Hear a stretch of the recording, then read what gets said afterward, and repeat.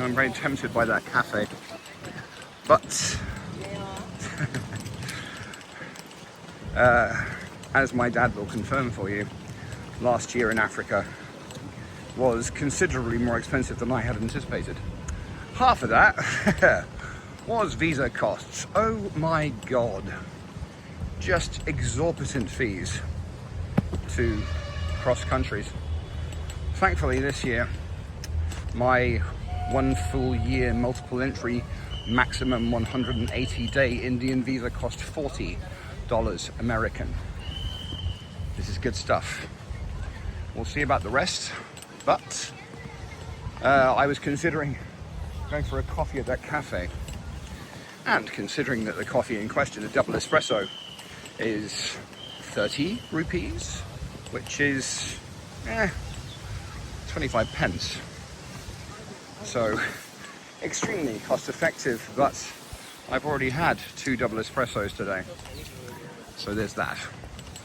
Anyway, I did make a play to go up there, but I was whistled down, as it were, by a soldier whose job it is to prevent people like me from doing just that.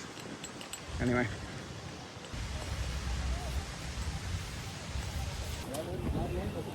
So I'm walking around.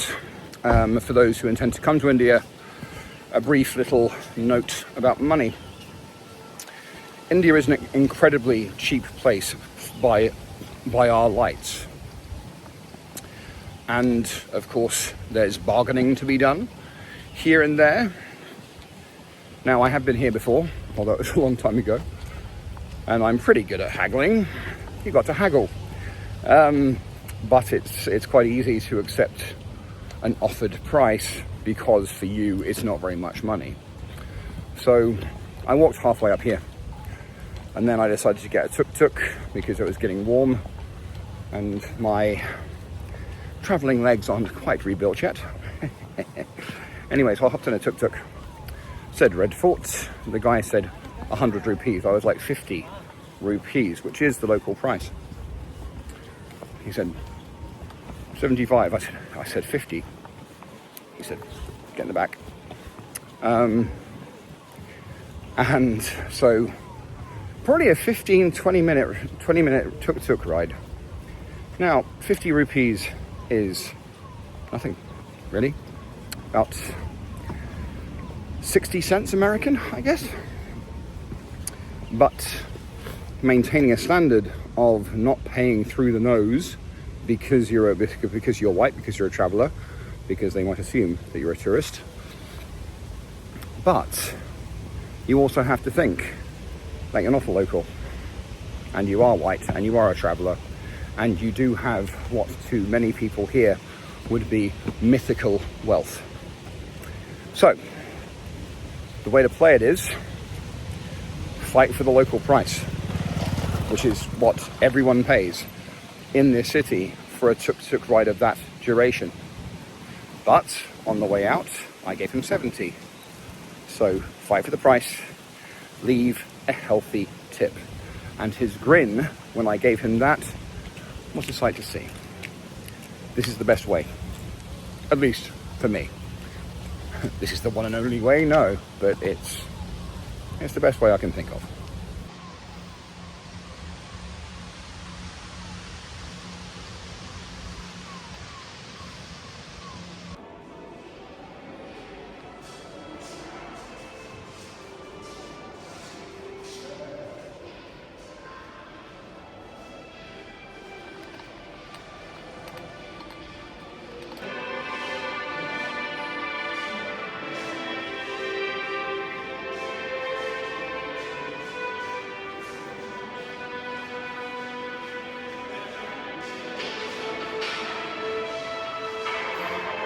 ईंटों का उपयोग इस jail भवन के निर्माण में किया गया। इन ईंटों को जोड़ने के लिए सीमेंट की जगह गुड़ और सुर्खी नामक चूने का इस्तेमाल किया गया।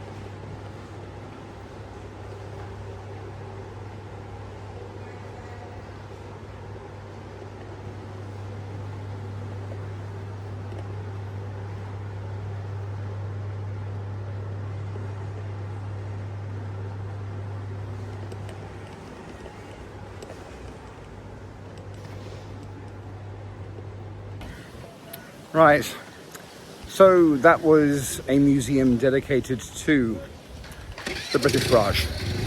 Now, I was in certain places in India, Pakistan, Bangladesh. I'm going to have to be circumspect because I'm British and I'm walking around with a side pack with a Union Jack flag patch on it. So respect has to be shown. As you would expect, I'm going to delve quite deeply into the history of India throughout this year, but also, of course, the British Raj, considering how important it was to the history, development of this country, and also, of course, the history of Britain. So, there'll be quite a lot of that. It is sobering, of course. I mean, even me, I have a somewhat rose-tinted view of things. Even me. But sometimes you have to look very straight at stuff. And because otherwise, those who don't remember history are doomed to repeat it. Important stuff. कभी यहाँ से पूरे हिंदुस्तान पर राज हुआ तो कभी उसी हिंदुस्तान के देशभक्तों पर मुकदमा न जाने कितनी दफा इसे लूटा गया. So you have, this is a postal museum. It's a bit busy right now, I might go in later. But you have a gallery of Indian stamps commemorating the martyrs of the nation's freedom movement, as you can see, from 1857 to 1957. I kind of like that, because of course, one of the benevolent, shall we say, aspects of British colonial rule was a postal service. And how are you? Hello. I'm in the middle of recording, bro. Forgive the interruption there. I am constantly walked up to people saying hi. It's a very friendly country, very curious about me.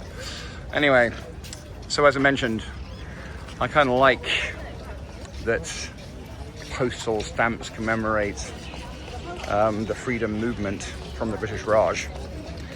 It's a little bit like Mongolia.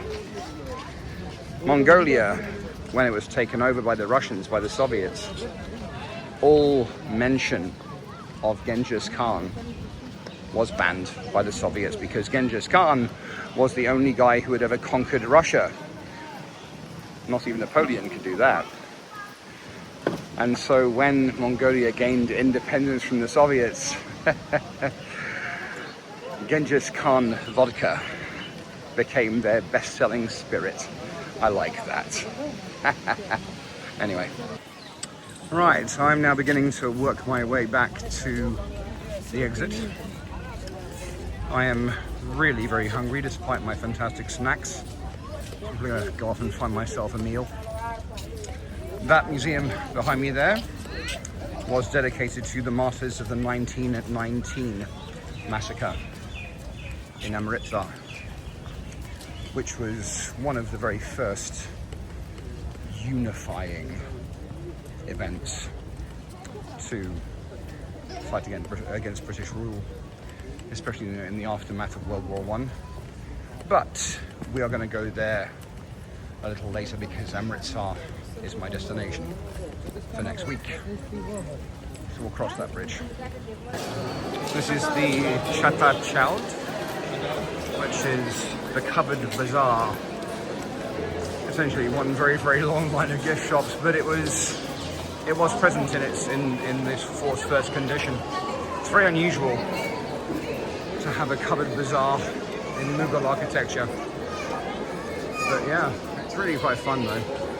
I'm tempted to buy a scarf because I've been wanting to buy a scarf, but I'm going to wait until I'm in a local market to do so. That is quite the mouthful. The 20th session of the UNESCO Intergovernmental Committee for Safeguarding of the Intangible Cultural Heritage. But yes, big meeting was held end of last year.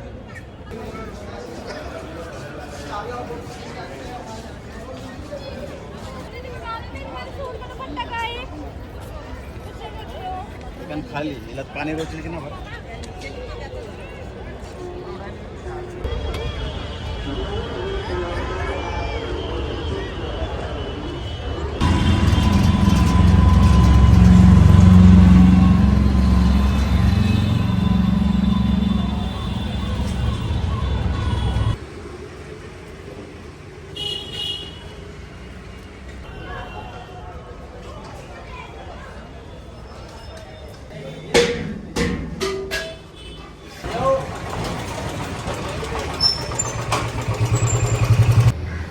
Good afternoon, friends. So, honestly, I'm annoyed with myself. Because rule number 3, assumption, is the mother of all fuck-ups.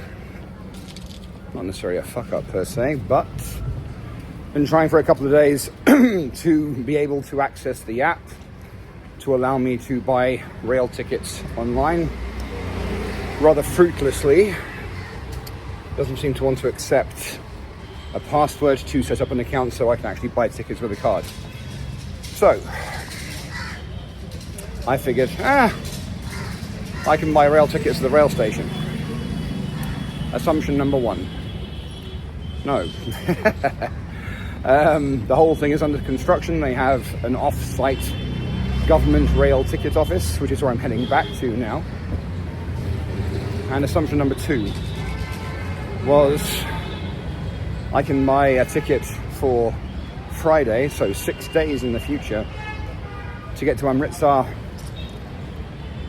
No, full up. So, the guy at the government office did say to me it might be possible to buy a ticket at a local bucket shop. I was like, okay. Found the place he was talking about, and it was essentially with a very smooth guy. That's the one. With a very smooth guy who essentially tried to sell me a tour to Kashmir. So I listened. Actually quite a good deal, but I backed out.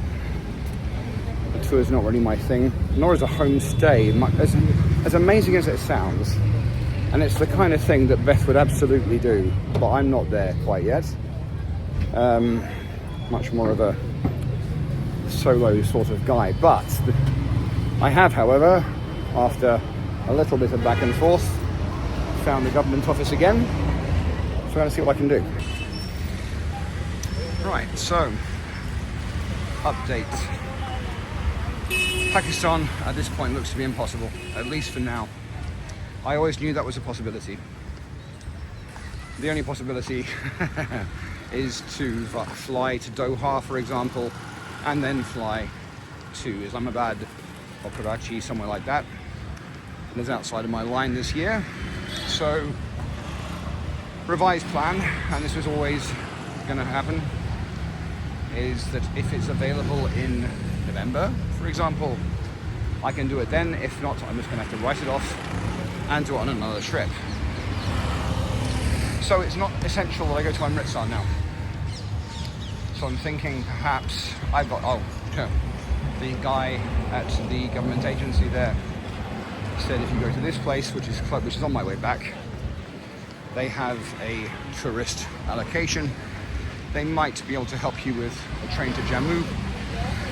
I'm thinking about going up into Kashmir. So up into what was once called the Hindu Kush, away in the north. And it's, I've been told by all and sundry that the climate is positively British.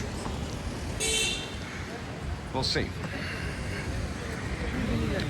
So, last year I was working on booking accommodation a month ahead. This year I'm going to have to, because availability seems to go so fast. I've been telling pretty much everyone that the last time I was here the population was probably about half what it is now, and yet I didn't factor that into my equation. Assumption is the mother of all fuck-ups. Is this the way? Possibly. So, short version, I'm just going to have to plan a month ahead and book accommodation and tickets a month ahead just to be sure. That's where we're at.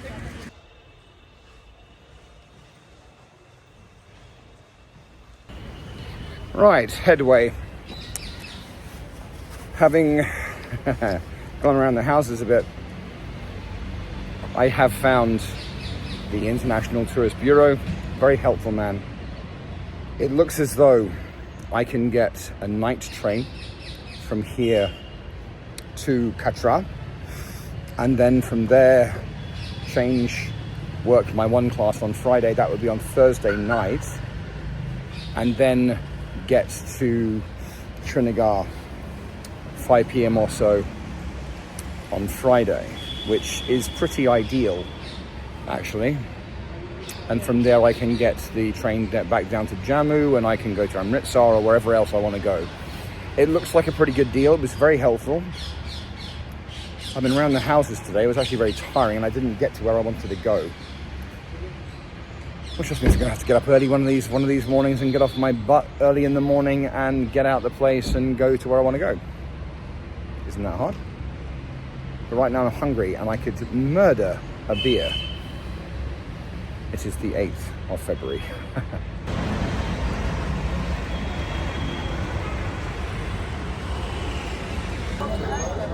Excuse me. No thanks.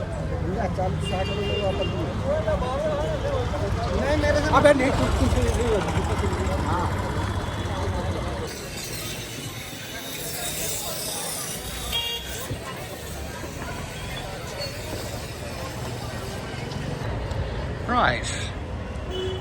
Gotta say, man, I'm feeling pretty good about that now. I must admit, man, one of my favorite things about traveling is no matter how good you are, and I'm good at what I do, there's always a learning curve. Yeah.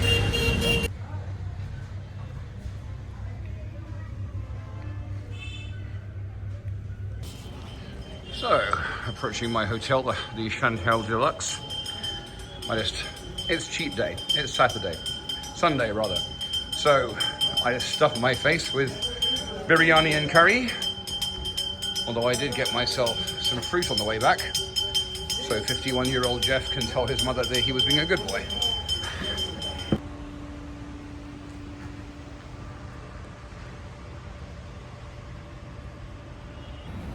Good evening, friends.